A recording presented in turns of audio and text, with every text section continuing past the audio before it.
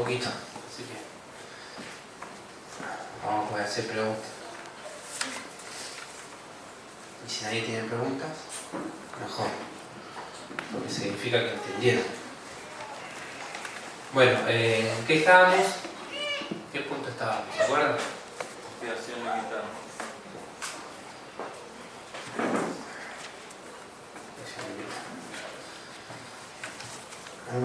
Me gusta sentarme, pero cuando me siento no tengo donde apoyar las cosas. Bueno, si ustedes pueden ver el papelito que teníamos, en realidad son 5, ¿no? Las doctrinas que se conocen como la doctrina de la gracia, la doctrina, bueno, por decir así, calvinistas, ¿no? Pero no fue Calvino quien descubrió esto, sino que ya estaba en la Biblia, ¿no? El apóstol Pablo nos lo dice en muchos de estos versículos que citamos. El apóstol Pablo ya nos da esta doctrina, ¿no? Si empezamos de depravación total, ustedes ven que la expiación limitada es el centro. Hay 2 para la izquierda y 2 para la derecha.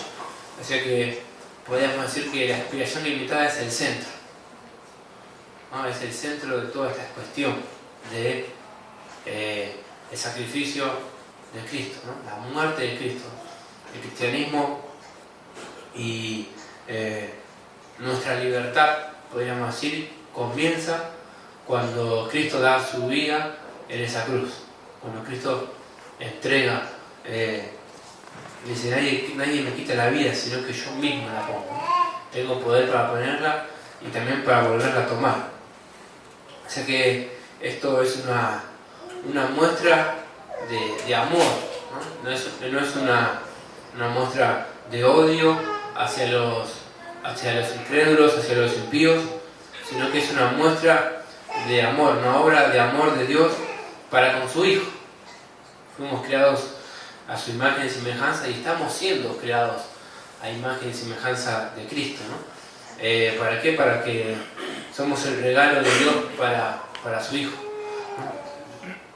Sabemos que Satanás se rebeló, ¿no? Por su hermosura, se envaneció y quiso ser igual a Dios, pero no fue eso lo que halló, sino que fue eterna condenación. Y Dios hizo del polvo de la tierra a seres humanos, ¿no? Hizo a Adán y dijo, hagamos al hombre en nuestra imagen y semejanza. No este ángel tan hermoso, sino que yo puedo hacer del polvo de la tierra, de la nada, algo a mi imagen y semejanza, solo para su gloria, para mostrar quién es Él, el eterno Dios. Y bueno, así que a mí me toca comenzar desde Romanos 5:8, vamos a leer hasta Tito 2, 13 y 14. Así que vamos a comenzar por Romanos, que nos muestra que esto es una obra de amor de Dios para con nosotros, ¿no? Romanos 5.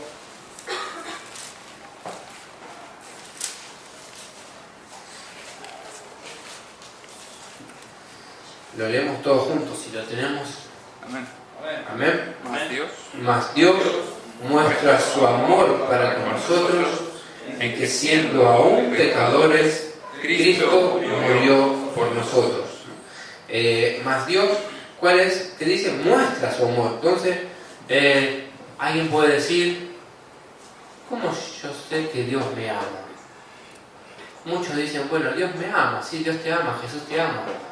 Bueno, mas Dios muestra su amor para con nosotros, en que siendo aún pecadores, Cristo murió por nosotros. Esto es una obra de amor, no es una obra de odio hacia los que no están dentro de nosotros, sino que es un amor por nosotros. Y inevitablemente cuando se ama algo, se odia lo contrario, ¿no? Si yo amo a mi esposa, voy a odiar la infidelidad, voy a odiar el adulterio, lo detesto. ¿Por qué? Porque amo a mi esposa. y amo el matrimonio, amo lo que Dios ha instituido, ¿no? Y es un amor. Y así, ciertas cosas. Yo amo mi salud, amo mi cuerpo, no voy a fumar, porque sé que me hace mal. Entonces odio el cigarrillo, y el humo cigarrillo lo odio. ¿No, Víctor? Amén. Todos que amamos nuestro cuerpo, también deberíamos cuidarlo porque amamos lo que Dios hizo y sabemos que somos templo del Espíritu Santo. Ahora, si Dios, aún siendo pecadores, mire, Cristo murió por nosotros, pasamos a Romanos, ahí nomás, 8.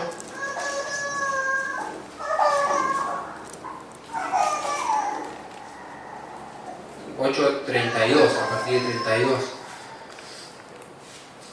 Dice, el que no escatimó ni a su propio Hijo, no como leíamos antes, sino que aún nosotros siendo pecadores, Cristo murió por nosotros, sino que lo entregó por todos nosotros, ¿cómo no nos dará también con Él todas las cosas? ¿Quién acusará a los escogidos de Dios? Dios es el que justifica. Amén. ¿Quién es el que condenará? Cristo es el que murió, más aún, el que también resucitó, el que además está a la diestra de Dios, el que también intercede por nosotros. Wow, esos versículos debían ser pilares, ¿no? Dios es el que justifica, ¿no? Y si Dios nos justifica, ¿quién puede estar en contra nuestra? ¿No? Nosotros nos mandamos una macana y nosotros no tenemos que justificarnos, porque ya hay quien nos justifica, ¿no? Nosotros debemos pedir perdón y ser humildes cuando nos equivocamos, y Dios nos justifica, ¿no? Faltaste el trabajo. Y si no llevas un justificativo, ¿qué pasa? Te lo descuentan. Pero sí, te suspenden, bueno, pero ¿quién es el que justifica? Dios es el que nos justifica. A nosotros, los cristianos, a sus escogidos. Dice, ¿quién es el que condenará? ¿Quién nos puede condenar? Si es Cristo, el que murió. ¿Qué murió?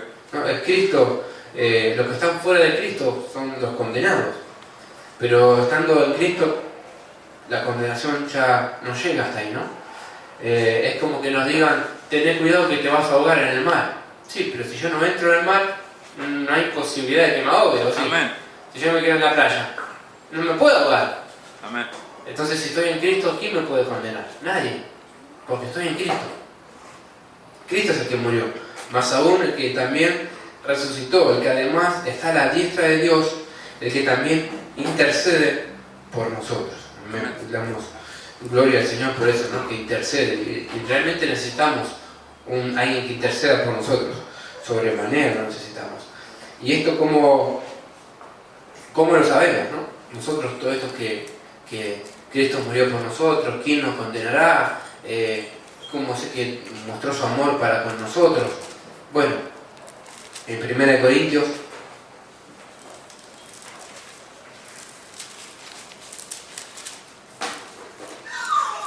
2, bueno, ustedes tienen ahí también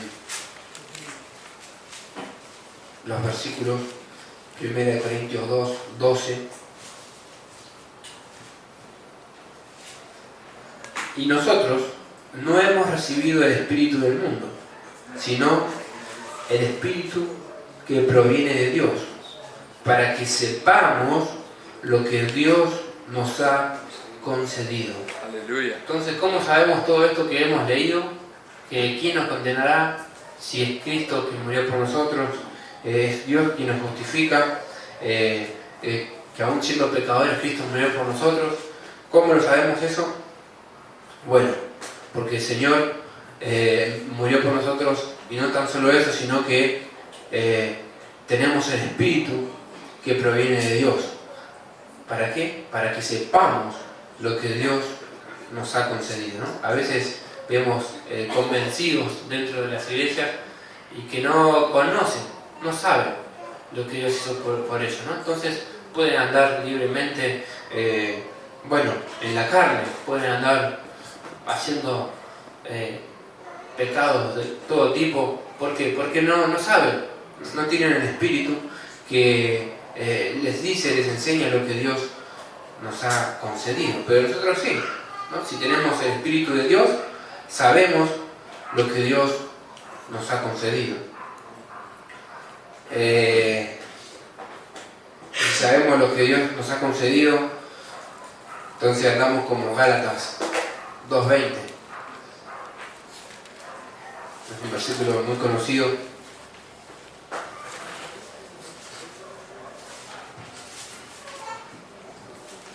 Amén.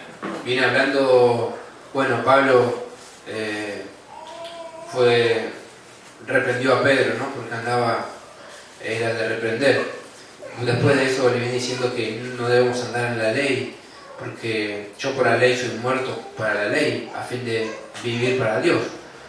Con Cristo estoy juntamente crucificado, y ya no vivo yo, más vive Cristo en mí. Y lo que ahora vivo en la carne, lo vivo en la fe del Hijo de Dios, el cual me amó y se entregó a sí mismo por mí. ¿No? Y esto otra vez nos vuelve a remarcar la Escritura, ¿no? El cual me amó y se entregó a sí mismo por mí. Y esto es lo que nos creemos. Yo creo realmente que Cristo murió por mí. Pero hay gente que no lo cree. ¿Por qué? Porque no tienen espíritu, no saben. Pero aquellos que el Señor nos ha dado de la fe, nos ha dado esa fe salvífica, creemos que Dios entregó a su Hijo para que yo no viva más yo, sino que Cristo viva en mí. Dice, lo vivo en la fe del Hijo de Dios, el cual me amó y se entregó a sí mismo por mí, ¿no? Lo que vivo ahora en la carne, ahora tenemos que andar en este mundo. Y para que a veces cuando el primer día que nos convertimos, el primer día que Cristo cambió nuestras vidas, dijimos, wow, andábamos a 2 centímetros del piso, alabando al Señor todo el día, y realmente yo tenía una convicción plena de que ya no voy a pecar más. Porque ahora está el Espíritu de Dios en mí, y ya nunca más voy a pecar. Hasta que me di el primer palazo, ¿no? Hasta que tropecé la primera vez y, wow, ¿qué pasó? Bueno, lo que ahora vivo en la carne lo vivo en la fe del Hijo de Dios. Me levanto, ¿no? Esto como el boxeo. No pierde el que cae, sino el que no se levanta. Entonces, así es el camino angosto, ¿no? No nos perdemos porque caemos, sino porque no nos levantamos. Entonces, la fe es más grande que mi pecado. Todo lo que yo pueda cometer, la fe es más grande, ¿no? Por eso nos dice, Dios nos justifica. Y ya ciertamente la carne ya está muerta, ¿no? En la cruz Cristo ya pagó. Lo tengo que creer, solo resta creerlo. Pasamos a Efesios. Gálatas, Efesios ahí al lado. Efesios 5.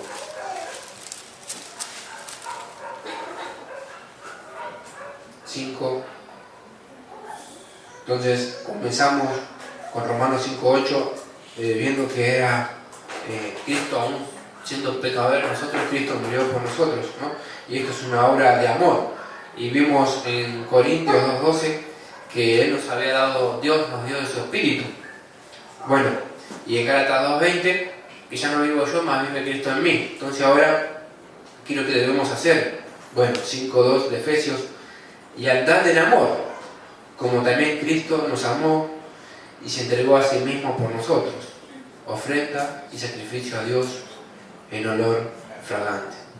Entonces, ahora este espíritu que Él nos ha dado nos hace y nos ordena y nos da las armas para andar en amor, ¿no? Como decía el pastor al comenzar la reunión, no seas vencido por el mal, más bien vence al mal con el bien. Y andar en amor, ¿no? Y el amor siempre vence, ¿no? El amor no tiene enemigos. Y ahora vamos al 25. Dice, maridos, amad a vuestras mujeres, así como Cristo amó a la iglesia y se entregó a sí mismo por ella. Pero también lo podríamos asegurar y decir que Cristo amó a la iglesia y se entregó a sí mismo por ella. Eso es expiación y mirada absoluta, ¿no? Cristo amó a la iglesia y se entregó a sí mismo por ella, ¿no? Alguien que pueda estar en contra de esta doctrina, nosotros podríamos asegurar de que Cristo amó a su iglesia y se entregó por su iglesia. Y aquel que no estaba en su iglesia, bueno, Cristo no se entregó por él. Dice, para santificarla, habiéndola purificado en el lavamiento del agua por la palabra. Entonces, no solo que nos da a Cristo, no solo que nos da su Espíritu, también nos da su palabra para santificarnos y para purificarnos en el lavamiento del agua por la palabra. Tito, ahí seguimos, 1 de Timoteo, 2, y ahí está Tito. 2,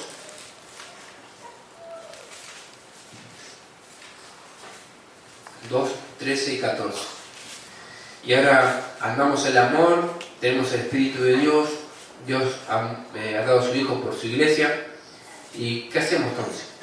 Aguardando la esperanza bienaventurada y la manifestación gloriosa de nuestro gran Dios y Salvador Jesucristo, quien se dio a sí mismo por nosotros, para redimirnos de toda iniquidad y purificar para sí un pueblo propio, celoso de buenas obras.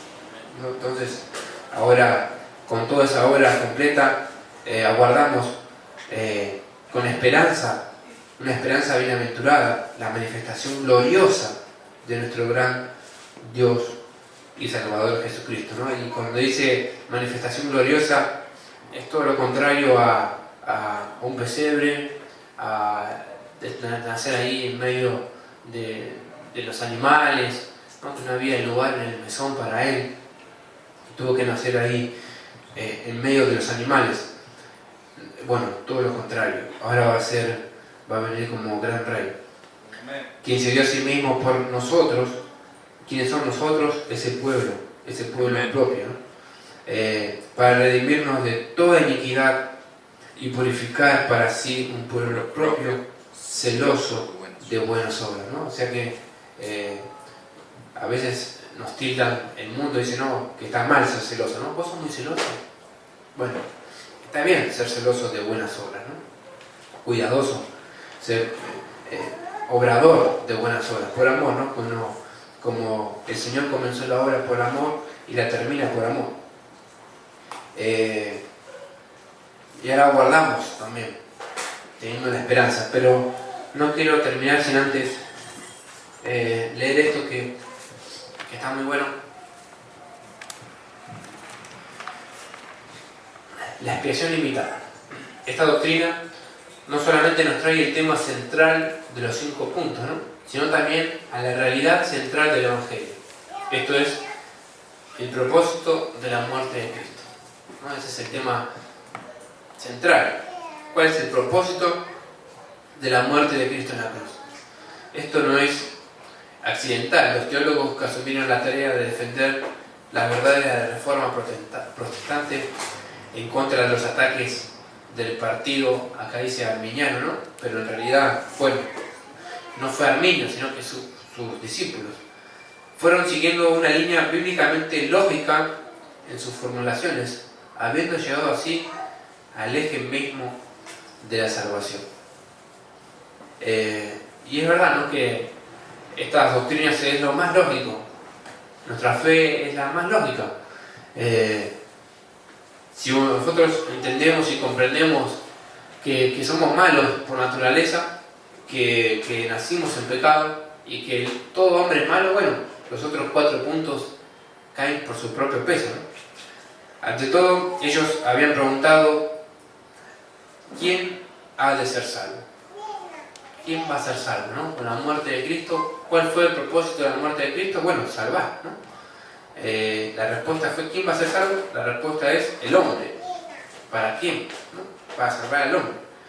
Pero las enseñanzas bíblicas a este respecto mostraban que el hombre, en su estado natural, es totalmente incapaz de salvarse a sí mismo. Así nosotros tenemos la enseñanza de la Biblia acerca del hombre. resumida bajo el encabezado general de depravación total o incapacidad total. Segundo, puesto que algunos hombres y mujeres son indudablemente salvados, entonces debe haber sido Dios mismo quien los salvó, en distinción del resto de la raza humana. Esta es la elección. Como nos dice Romanos 9:11, ¿no? Para que el propósito de Dios, conforme la elección, permaneciese, no por las obras, sino por el que llama, ¿no? Por eso dice que el menor servirá al mayor, el mayor servirá al menor. Algo totalmente en contra de lo que es. Bueno, hoy también es así, ¿no? Como que el mayor, el primogénito, pero Dios dice que no es así. Sin embargo, como dice Spurgeon, esta elección solo marcó la casa donde la salvación llegaría, ¿no? Dios nos escoge. No, nosotros vamos a poner un ejemplo bien práctico. Vamos a hacer un puré de papa. ¿Qué hacemos? Agarramos unas papas, no agarramos toda la bolsa que tenemos, agarramos unas, las ponemos ahí, ¿qué hacemos? Las lavamos, las pelamos y luego nos servimos de ellas haciendo un puré, ¿no? ¿Para qué? Para comer. Para comerlo, para satisfacernos nosotros mismos. Todavía se requería de una obra completa, perfecta y satisfactoria: la expiación por los pecados de los elegidos. Así Dios podría ser no solo un Salvador, sino un Dios justo y Salvador. Esta expiación, como todos nosotros reconocemos, fue consumada a través de la sumisión voluntaria de Cristo a la muerte en la cruz, donde Él sufrió bajo la justicia de este Dios justo y obtuvo la salvación que Él como Salvador había ordenado. En la cruz entonces, y sin duda todos nosotros aceptamos esto: Cristo llevó el castigo y obtuvo la salvación.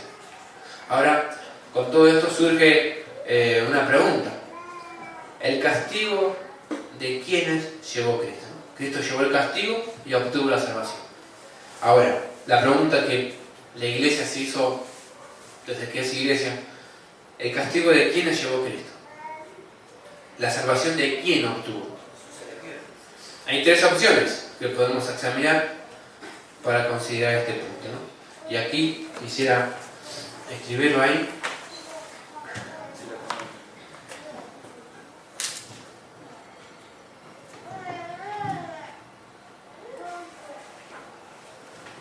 El primer punto.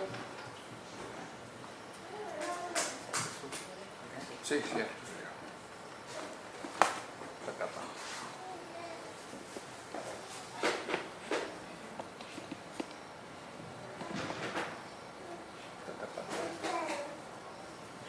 Todos, sin distinción, todos.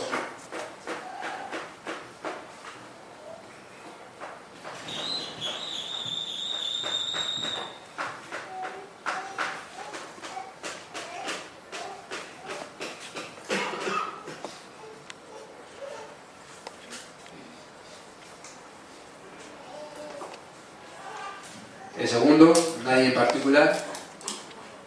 No, nadie en particular.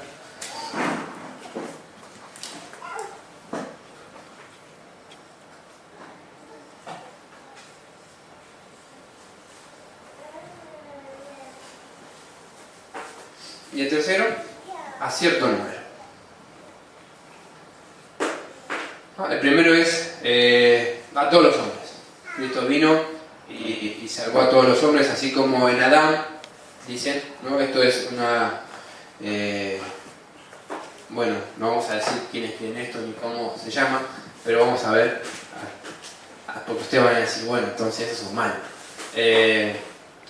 Ustedes piensen, a ver cómo fue la muerte de Cristo. También le decimos a los que están viendo el video, ¿no? A todos los hombres, así como yo nací, dice la Biblia, nací en pecado. ¿Por qué? Porque Adán pecó. Bueno, ahora Cristo vino, murió por los pecados, fue satisfactorio, Dios recibió la muerte de su Hijo como propiciación por el pecado. Entonces, ahora también, yo como no hice nada para pecar, que nací pecador, ahora en el nuevo pacto, ahora que Cristo estoy de este lado de la cruz, entonces ahora también yo sin hacer nada soy salvo. Y cuando venga Cristo, voy a ser salvo. Si bien por ahí uno dice que van a reinar con Él, otro, bueno, pero ahí yo voy a entender que realmente era cierto cuando venga Jesús, y ahí, bueno, obviamente todos se van a arrepentir, van a decir, ah, mira, era verdad que Dios existía, y bueno, y ahí todo el mundo es salvo. La segunda es nadie en particular. Como que Dios dijo, bueno, yo ya hice el 50%. Ahí, dice en la cruz, Jesús. Ya hice el 50%. Ahora falta que el hombre ponga su 50% y la obra es completa. ¿Por qué? Porque ahora pueden acceder a Dios a través de la muerte de Cristo, pero el hombre tiene que aceptarlo a Cristo. Si no lo acepta, bueno, no puede ser salvo. Entonces que la muerte de Cristo está ahí en veremos. Como que quedó suspendida, dice el punto número 2. Vamos a ver quién se salva, pensó Jesús. Bueno, yo ya hice mi parte. Ahora está en ustedes si creen o no creen. Y el tercer punto dice que Cristo dio su vida por cierto número, por un pueblo escogido ya desde antes de la fundación del mundo, que ya tenía agrupado el Señor y que ahora faltaba la muerte expiatoria de Cristo para salvarnos, ¿no? Y que no es, como decíamos recién, no es del que quiere ni del que corre, sino del que Dios tiene misericordia. Bueno, el primer punto es sostenido por los llamados universalistas. Dicen que Cristo murió para salvar a todos los hombres y de esta manera ellos, por lógica, suponen que todos los hombres serán salvos. Si Cristo ha pagado la deuda del pecado, ha salvado, ha rescatado y ha dado su vida por todos los hombres, entonces todos los hombres serán salvados. Pero sabemos que hay un infierno y Dios en Cristo Jesús habló más cuando estuvo en esta tierra en carne, habló más del infierno que del cielo. O sea, allí será el crujir y el lloro, ¿no? El crujir de dientes y el lloro. Y bueno, y Lázaro y el rico también habla del infierno. O sea que podemos ver que eso no es así. Bueno, este universalista también piensan los testigos de Jehová. Muchos piensan así.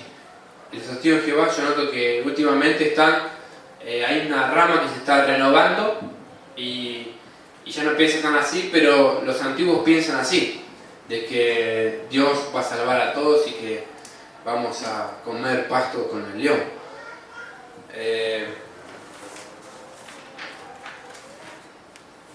El segundo punto de vista es llamado arminiano, que sostiene que Cristo obtuvo una salvación potencial para todos los hombres. Cristo murió en la cruz, según este punto de vista, pero aunque Él pagó la deuda de nuestro pecado, su obra en la cruz no llega a ser eficaz hasta que el hombre decida por Cristo. De este modo es salvado. ¿No? Como decíamos que Dios, ¿qué dijo? ¿Se acuerdan? Ahí, si no se acuerdan, en Juan 19:30, ¿qué dice? Lo que yo tengo ahí en mi Biblia. Tetelestai, consumado es, hecho está. No dijo, ya hice el 50%. No, hecho está, consumado es. O sea que Cristo no está esperando a ver quién se decide y a ver quién lo acepta, a ver si completamos la obra, a ver a quién envió el Espíritu Santo para que haga la obra. No. Entonces, eso tampoco. Jesús no dijo, dice el 50%, Jesús dijo, consumado es, hecho está. ¿No? Y consumado es, hecho está, era cuando alguien, es una palabra en hebreo, y cuando usted compraba un terreno y iba pagando las cuotas, y cuando terminaba de pagar las cuotas, se ponía ahí tetelestai, pagado, hecho está. No le ponían tetelestai cuando usted pagaba la primera cuota, la segunda, no. cuando pagaba todo. Cuando la deuda quedaba saldada, ya está. Cuando el padre mandaba a su hijo a hacer algo, le mandaba a hacer una obra en el campo, su hijo le gritaba, cuando ya había terminado, tetelestai, papá, ya terminé la obra. Y esto era muy conocido entre ellos. Entonces el Señor gritó, tetelestai, ya he terminado la obra, he pagado lo que debía hacer. Y el tercer punto de vista acerca de la expiación es el llamado, acá dice calvinista, pero yo quiero llamarlo bíblico, porque antes que Calvino está la Biblia y está Pablo, ¿no? Y Calvino puede tener muchos enemigos, pero la Biblia también, sí, pero no de nuestro lado sería, ¿no? Como que a Calvino siempre se lo pueden oponer, pero si yo pongo la Biblia y el apóstol Pablo y Cristo, ¿no? Dice que Cristo murió positivamente y eficazmente para salvar a un cierto número de pecadores merecedores del infierno, sobre quienes el Padre ya había puesto su libre y soberano amor electivo, ¿no? Esto lo dice en Efesios. Podemos también ver que solamente por el designio de su voluntad, ¿no? Y allí en Romanos 9 también cuando dice, bueno, que quien endurece, ¿no? Y Pablo se adelanta a las preguntas de los, podríamos decir, arminianos, ¿no? Dice, mas tú, hombre, ¿quién eres para que alterques con Dios? Dios no podrá hacer del barro, el alfarero no puede hacer del barro un vaso de honra, otro para deshonra. Amén. ¿Quién eres tú para que alterques con Dios? El Hijo paga solamente la deuda de estos elegidos, satisface la justicia del Padre por ellos, les imputa su propia justicia a estos y así están completos en Él. Entonces la muerte de Cristo solo pudo haber sido por una de estas tres razones: para salvar a todos, para no salvar a nadie en particular o para salvar a un cierto número. El tercer punto de vista es el que sostienen nosotros, ¿no? Los Sembrando Amor y la Iglesia por las edades, ¿no? Y generalmente es llamado expiación limitada o redención particular. Cristo murió para salvar a un número específico de pecadores, esto es, por aquellos que el Padre escogió en Él antes de la fundación del mundo. Esto lo podemos ver en Efesios 1:4. Por aquellos que el Padre le había dado del mundo, todos aquellos que me diste, porque tuyo son. Juan 17:9. Aquellos por quienes Él mismo dijo que derramaría su sangre. Allí en Mateo 26:28 dice, porque esto es mi sangre del nuevo pacto, que por muchos es derramada para la remisión de los pecados. Nosotros afirmamos que esta es la postura que realmente hace justicia al propósito de Cristo al venir a esta tierra para morir en la cruz. Y llamarás su nombre Jesús, porque Él salvará a su pueblo de sus pecados. Mateo 1:21. No a los judíos, ciertamente, porque los judíos no fueron salvados como un pueblo, ¿no? Muchos pueden decir, bueno, a su pueblo, ¿quién era? El pueblo judío. No, ahí su pueblo está hablando de toda lengua, toda nación, está hablando de la iglesia. No a los judíos, ciertamente, porque los judíos no fueron salvados como un pueblo. Jesús amó a la iglesia y se entregó a sí mismo por eso, ¿no? Lo que leímos recién en Efesios 5:25. El cual fue entregado por nuestros delitos y resucitado para nuestra justificación. Romanos 4:25. ¿De quiénes habla el Espíritu Santo cuando dice nuestros, nuestra? ¿Acaso está hablando del mundo? Si es así, entonces los universalistas tienen la razón, porque Cristo fue entregado por los delitos del mundo y resucitado para la justificación del mundo, y así el mundo queda justificado delante de Dios, porque así como en Adán todos mueren, ¿no? También en Cristo todos serán vivificados, dice 1 Corintios 15:22. Esto solo puede significar que toda la posteridad de Adán muere en Adán, como de hecho muere, porque así la muerte pasó a todos los hombres. Pero toda la posteridad de Cristo, es decir, la iglesia, por la cual Él mismo se entregó, es vivificada en Él, ¿no? Como dicen los judíos, le dijeron, nosotros no nacimos en pecado, nuestro padre es Abraham. Pero si vuestro padre fuese Abraham, las obras de Abraham harías. Mas ustedes quieren hacer la obra de su padre el diablo, ¿no? Que querían hacer es matarlo. Pero toda la posteridad de Cristo, es decir, la iglesia por la cual Él mismo se entregó, es vivificada en Él. ¿Por qué esto es así? Podemos preguntarlo. Ciertamente es así porque Él se dio a sí mismo por ellos. Por su conocimiento, dice la Escritura, mi siervo justo justificará a muchos y cargará con los pecados de ellos. Esto está en Isaías 53:11.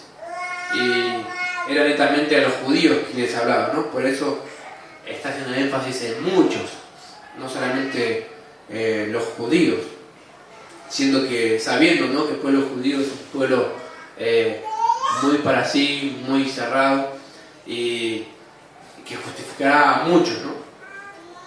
Acuérdense cómo se sorprendieron el apóstol Pedro cuando cayó el Espíritu Santo sobre estos gentiles, ¿no? ¡Wow! Se sorprendieron, fueron y lo contaron. De modo que también sobre los gentiles que se ha derramado el Espíritu, los que nosotros también tenemos, ¡wow! Se sorprendieron mucho. Pero ya en Isaías ya lo decía. Y cuando Él consumó esto, estando colgado en la cruz, dice Isaías en aquel gran capítulo 53 de su profecía, que verá el fruto de la aflicción de su alma y quedará satisfecho.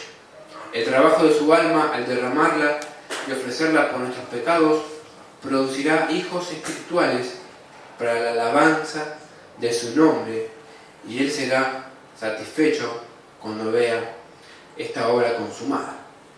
No estamos pasando por alto el hecho de que hay algunas escrituras que se refieren al mundo, y muchas personas las han tomado como su punto de partida en la cuestión de la redención, ¿no? Muchos, no solo nosotros, sino que todo el mundo, ¿no? Dicen. Sin embargo, cuando comparamos la escritura con la escritura, vemos que el uso de la palabra mundo no implica necesariamente a cada hombre y cada mujer en el mundo. Los fariseos dijeron de Jesús, esto es muy claro. En Juan 12:19 dijeron, ya veis que no conseguís nada. Mirad, el mundo se va tras de él. Y realmente esto no fue así, ¿no? Todo el mundo no fue tras de Jesús, sino que todo el mundo lo dejó, podríamos decir. Eso fue lo que más vemos. Y en la cruz hasta sus discípulos lo dejaron. Pero cuando entraba ahí con gran gloria, los fariseos se decían unos a otros, ya veis que no conseguimos nada, mirad, el mundo se va tras de él. Sin embargo, no todas las personas iban tras de Cristo. La expresión significa toda clase de personas. Normalmente para referirse juntamente a los judíos y gentiles. Bueno, esto es lo que decíamos, ¿no? Cuando hablamos la Biblia del mundo, todos, toda lengua, toda nación, ¿no? Ir y predicar el Evangelio hacia toda nación. Pero cuando Jesús dijo esto, no estaba Estados Unidos, Colombia, Canadá, no. ¿Qué estaba diciendo? A toda lengua, a toda raza, a toda etnia, a todos, chino, amarillo, blanco, negro, a todos, no solamente los judíos, todos tienen acceso, ¿no? El Señor anotó nombres de todos, no solamente de los judíos. Y bueno, podemos dar por finalizado entonces que para explicar que no todo el mundo, ¿no? Sino que es la iglesia, y que realmente es por cierto número, porque el Señor escogió. Ahí en Hechos 13:48 nos dice, y creyeron todos los que estaban ordenados para la vida eterna. Eso es también muy claro. Si no estaban ordenados para la vida eterna, no hay forma de que creamos. ¿Por qué?